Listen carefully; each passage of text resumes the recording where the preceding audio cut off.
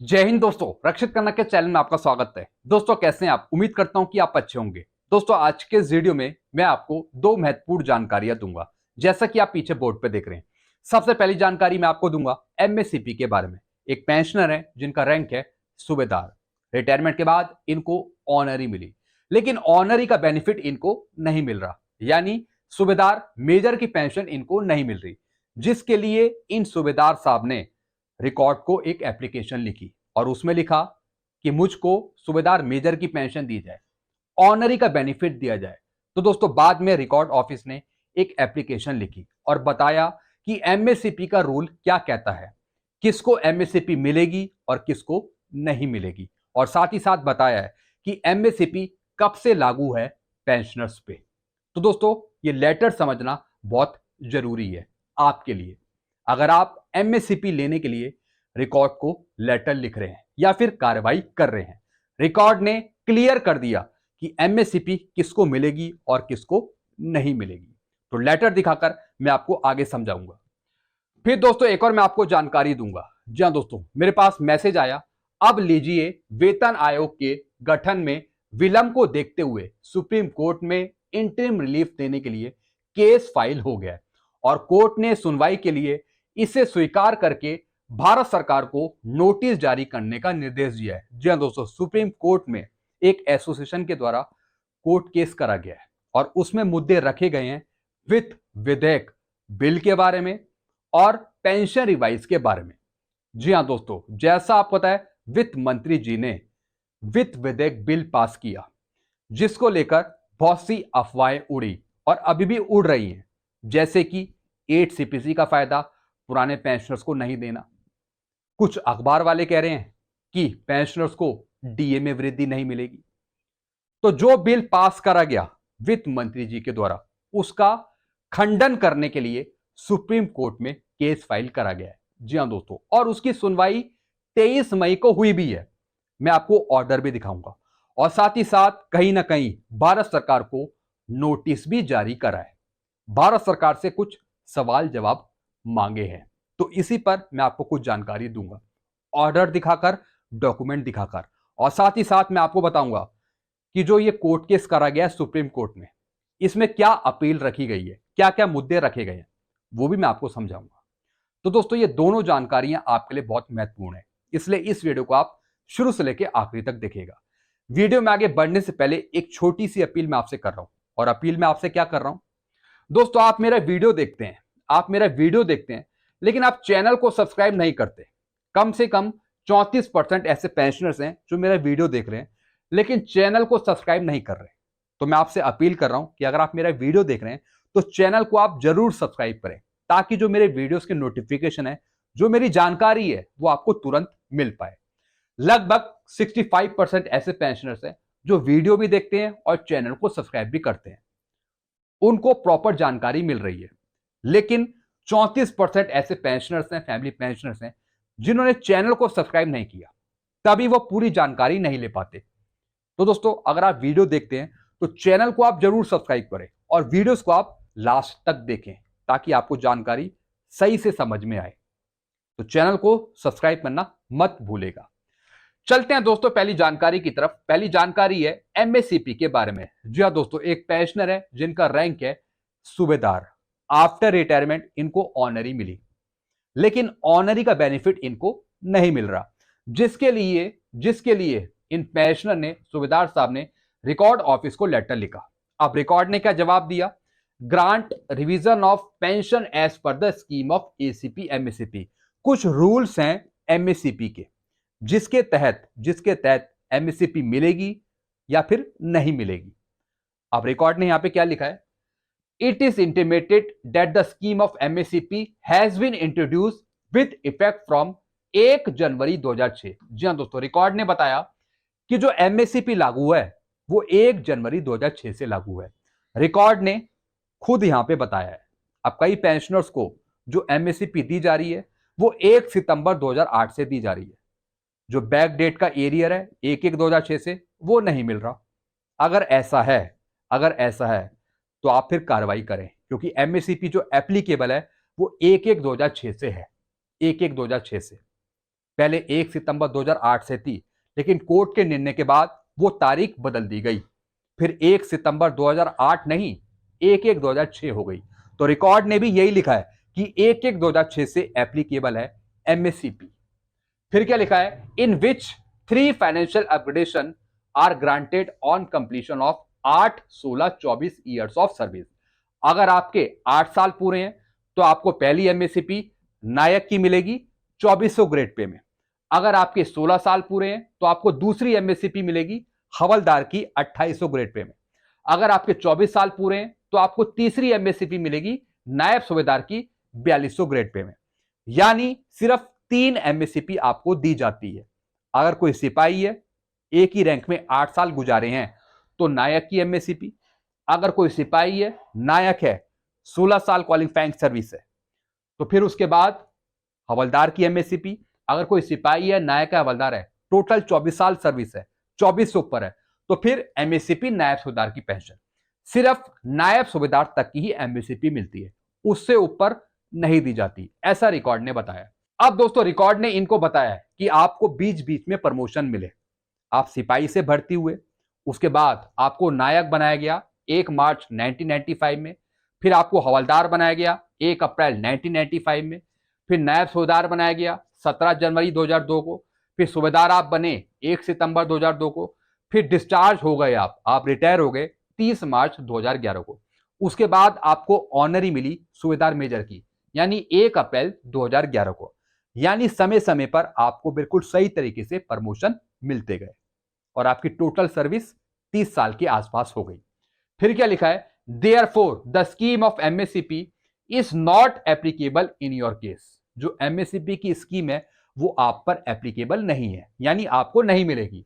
However your pension has been revised based on your last rank held and the length of service. जो आपका PPO बनाया गया PCD के द्वारा, जो आपकी लास्ट रैंक हेल्ड है, जैसे कि सूबेदार, तो आपको उसी की पेंशन मिलेगी, ना कि सूबेदार मेजर की। तो दोस्तों इन्होंने ये बता दिया कि जो आपके पीपीओ में लास्ट रैंक हेल्ड है, जो आपकी रैंक मौजूद है, उसी के अनुसार आपको पेंशन दी गई है, वही आपको मिल रही है। इसलिए आपको ऑनरी का मॉनेटरी बेनिफिट नहीं मिलेगा। हालांकि अगर कोई हवलदार में डायरेक्ट एंट्री है, या फिर कोई रिलीजियस टीचर है, या फिर वो नायब सूबेदार से भर्ती है, तो उनको आगे की एमएससीपी मिल जाती है। उसमें भी 8, 16, 24 वाला रूल अप्लाई होता है। लेकिन जो सिपाही से भर्ती हुआ, उनको एमएससीपी मिलेगी सिर्फ नायब सूबेदार तक की। ये रिकॉर्ड ने यहां पे क्लियर कर दिया। तो दोस्तों ये लेटर आपको समझ में आ गया होगा। तो इनको साफ मना कर दिया है कि इनको सूबेदार मेजर की एमएससीपी नहीं मिलेगी। चलते हैं दोस्तों अगली जानकारी की तरफ। फिर दोस्तों मेरे पास मैसेज आया था, अब लीजिए वेतन आयोग के गठन में विलंब को देखते हुए सुप्रीम कोर्ट में इंटरिम रिलीफ देने के लिए केस फाइल हो गया। जी हाँ दोस्तों एक केस फाइल करा गया है S30 पेंशनर एसोसिएशन के द्वारा, उनके द्वारा केस फाइल करा गया। अभी मैं आपको वो ऑर्डर दिखाऊंगा। फिर आगे क्या लिखा है, और कोर्ट ने सुनवाई के लिए इसे स्वीकार करके भारत सरकार को नोटिस जारी करने का निर्देश दिया है। अब दोस्तों मैं आपको ऑर्डर दिखा रहा हूं। जी हाँ दोस्तों, ये सुनवाई हुई है 23 मई 2025 को सुप्रीम कोर्ट में।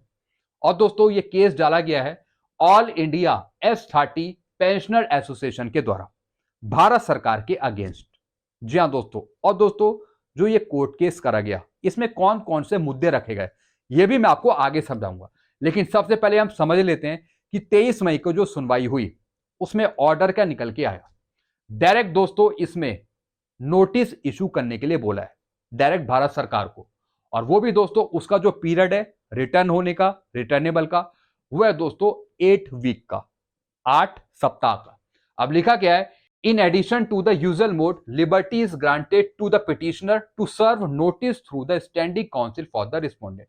यानी जो पिटिशनर्स हैं उनको आदेश दिया जाता है, उनको खुली छूट है कि वो अपनी तरफ से या फिर अपने वकीलों की तरफ से भारत सरकार से सवाल पूछें या फिर भारत सरकार को कुछ ना कुछ कहें। तो दोस्तों इस तरीके का भारत सरकार को नोटिस भी जाता है। अब दोस्तों मैं आपको बताने वाला हूं, अब मैं आपको रिपोर्ट दिखाने वाला हूं जिस बेस पर इस एसोसिएशन ने सुप्रीम कोर्ट में केस किया। अब मुद्दे कौन कौन से रखे गए। जी हां दोस्तों ये पूरी रिपोर्ट है, पूरी रिपोर्ट है। अब इसमें मुद्दे कौन से रखें ये समझना जरूरी है।